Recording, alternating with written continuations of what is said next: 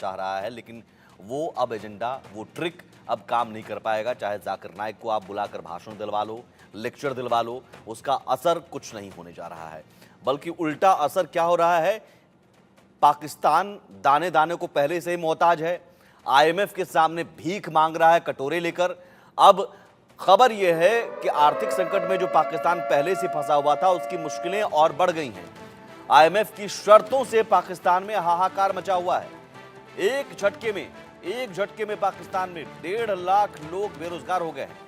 पाकिस्तान में 6 मंत्रालयों पर ताला लग चुका है, 2 का मर्जर हो चुका है और जनता पर टैक्स का बोझ बढ़ाने की भी तैयारी है। तो आप सोचिए, पाकिस्तान तो एक तरफ जाकिर नाइक को न्योता देकर लेक्चर दिलवाने के लिए, भारत के खिलाफ जहर उगलवाने के लिए प्रयासरत है। अपने एजेंडे, जो पुराना एजेंडा है, वो उस एजेंडे को लेकर आगे बढ़ने की कोशिश में जुटा हुआ है, जो बार बार वो फेल होता रहा है।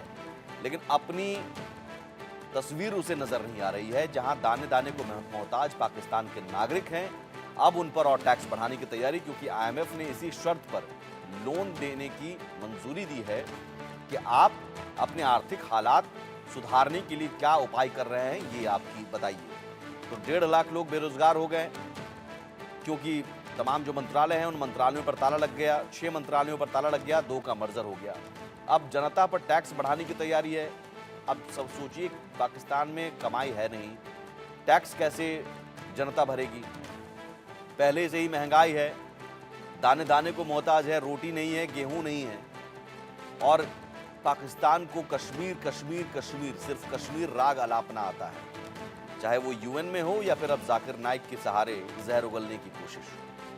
तो आईएमएफ ने लोन तो मंजूर किया है, लेकिन साथ ही कहा है कि आप ठोस कदम क्या उठा रहे हैं अपने आर्थिक हालात सुधारने के लिए, उसका आप ब्लूप्रिंट दीजिए, रोड मैप बताइए और वो एक्शन लीजिए, तब जाकर हम लोन देंगे। तो अब वो शर्त जब पालन हो रहा है उन शर्तों का, तो उसका असर ये हुआ कि 1.5 लाख लोग बेरोजगार हो गए।